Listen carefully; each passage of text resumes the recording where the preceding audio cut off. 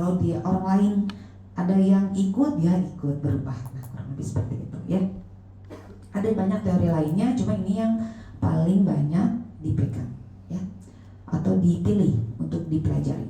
Nah, ini kurang lebih kecil juga ya. Jadi yang pertama kita akan belajar tentang health behavior change atau HBM ya. Jadi apa sih teori tersebut? Tadi sudah disebutkan sebetulnya ya.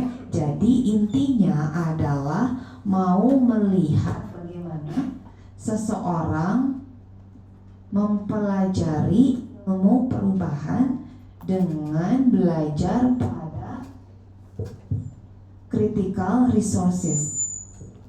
Ya, kenapa ya kalau di situ kok ya? Jadi dia akan belajar bagaimana seseorang akan mengetahui bagaimana seseorang berubah ketika dia belajar hal-hal yang kritis ya. Dan intinya adalah bagaimana mempelajari sesuatu yang bisa mempengaruhi kondisi kronis ya. Terus kenapa mempelajari perubahan perilaku itu penting? Karena untuk menentukan perubahan program-program. Ini sudah ya sebetulnya. Perubahan program dari sisi apanya gitu ya. Bagaimana cara promosi kesehatan yang terbaik. Nah, ini yang sudah tadi saya sebutin ya. Jadi kurang lebih teori perilaku individu itu yang tadi ya. Health belief model, kemudian tadi TRA ya atau theoretical reasoning, dan kemudian TPB teori plan behavior, kemudian TTM trans theoretical, dan PAPM nanti kalian lihat ya selanjutnya. Nah, ini kurang lebih. Jadi intinya adalah perlu ada hal tertentu yang bisa membuat dia melakukan perubahan. Di health belief model seperti di gambar ini, langsung aja ke sini nggak apa-apa ya. Jadi di sini kita akan lihat age, gender, etnisnya dari mana, personality-nya, kepribadiannya seperti apa, sosioekonomik, dan knowledge ini akan mempengaruhi keyakinannya ya. Jadi di health belief model itu keyakinannya ada banyak macam-macam. Pertama, perceived susceptibility ya. Jadi perceived susceptibility adalah seberapa jauh dia merasakan itu berbahaya buat dia. Dia termasuk yang rentan tidak terhadap penyakit itu. Jadi misalnya gini, kalau ada promosi kesehatan penyakit terhadap penyakit jantung, nanti dia akan berpikir, saya rentan nggak ya? Oh, saya masih muda. Gitu. Kalau dia berpikir bahwa dia tidak rentan, dia nggak akan melakukan perubahan perilaku. Jadi dia nggak akan ikut promosi kesehatan itu misalnya. Dia diundang tapi dia kemungkinan besar tidak datang. Terus kalau misalnya yang kedua adalah perceive terhadap severity-nya.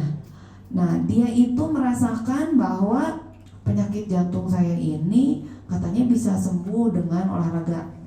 Walaupun sudah ada EKG, dia ada kelihatan penurunan sedikit gitu, tapi tampaknya tidak terlalu bermasalah. Nah, kemungkinan besar kalau dia tidak merasa itu parah, maka dia tidak akan ikut ya. Yang kedua, perceived benefit. Nah, perceived benefit itu adalah ketika dia merasa ini ada keuntungan nggak? Akan ada uang yang terselamatkan nggak? Dia kerjanya jadi baik-baik saja nggak? Dia masih tetap bisa bekerja atau tidak? Gitu. Nah, kalau dia merasa tidak ada pengaruhnya terhadap itu, kemungkinan besar dia juga tidak akan ikut ya.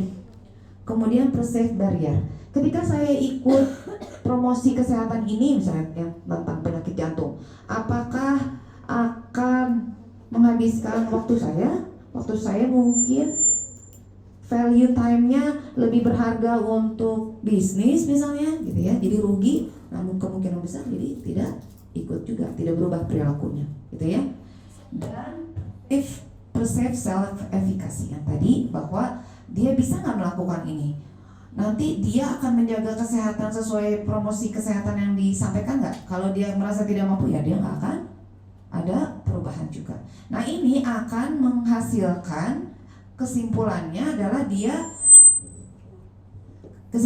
dia mau melakukan tindakan atau tidak, ada perubahan individu atau tidak gitu ya. Ditambah lagi kalau tidak ada motivasinya maka dia tidak akan berubah gitu ya.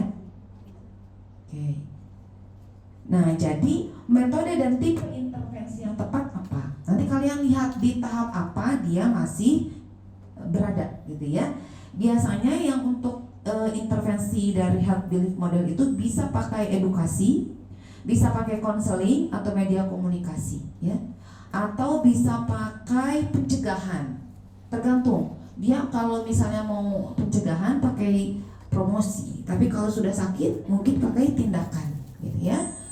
Kemudian ada peranan orang yang sakit. Peran orang sakitnya juga seperti apa? Apakah dia hanya tinggal datang atau dia juga harus merawat dirinya sendiri, mengingatkan dirinya sendiri, dan seperti apa, ya? Contoh programnya seperti misalnya begini. Program self screening kanker berbasis self efficacy. Jadi self efficacy itu kan dia contohnya tadi ya, harus ada kemampuan atau kepercayaan diri bahwa dia sanggup melaksanakannya. Dia harus apa nih? Nanti ketika sudah datang di edukasi kesehatan tentang jantung, berarti kan dia kurang lebih harus bisa makan yang sehat, olahraga, kontrol gitu kan. Dia sanggup nggak melakukan itu, gitu ya. Nah, jadi kalau misalnya dia sanggup melakukan itu, buatlah suatu program atau buatlah suatu program yang self efficacy-nya pasti akan tinggi buat setiap orang, itu maksudnya ya. Jadi self screeningnya mudah. Di mana? Buat checklist yang mudah, misalnya buat aplikasi yang tinggal contreng dan sebagainya, gitu ya. Itu nanti inovasi masing-masing. Nah, ini kurang lebih. Jadi kalau kita lihat di berbagai konsepnya yang tadi, kita lihat di potential change strategy. Jadi kalau misalnya yang mengalami masalah adalah susceptibility, jadi persepsi bahwa penyakitnya itu tidak rentan, maka buatlah seperti ini gitu kurang lebih. Jadi nanti